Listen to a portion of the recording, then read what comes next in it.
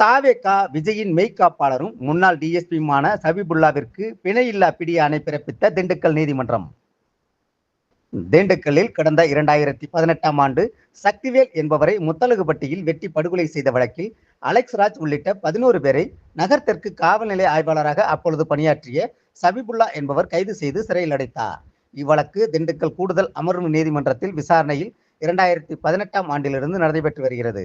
இந்நிலையில் அப்போதைய நகர் தெற்கு காவல் நிலைய ஆய்வாளர் சபிபுல்லா இருந்து வந்த நிலையில் டிஎஸ்பியாக பதவி உயர்வு பெற்று விருப்ப ஓய்வு பெற்றுக்கொண்டு பணி நிறைவு பெற்றுக்கொண்டார். தற்போது சபிபுல்லா தாவேகா நிறுவனர் விஜயின் மெய்காப்பாளர் நிர்வாகியாக இருந்து வரும் நிலையில் இவர் 2018 கொலை வழக்கில் வழக்கு தொடர்பாக நீதிமன்றத்திற்கு ஆஜராகாமல் காலம் கடத்தி வந்ததால் திண்டுக்கல் கூடுதல் அமர்வு நீதிமன்ற நீதிபதி ராஜகோபால் அவர்கள் பிணையில் வர முடியா நீதிமன்ற பிடியாணை பிறப்பித்து உத்தரவிட்டுள்ளார். தமிழக வெற்றிக்கழக விஜயின் மெய்காப்பாளராக பணியாற்றக்கூடிய அவருக்கு திண்டுக்கல் நீதிமன்றம் பிணையில்லா பிடிவாரண்ட் பிறப்பித்துள்ளது. திண்டுக்கல்லில் பரபரப்பை ஏற்படுத்தியுள்ளது.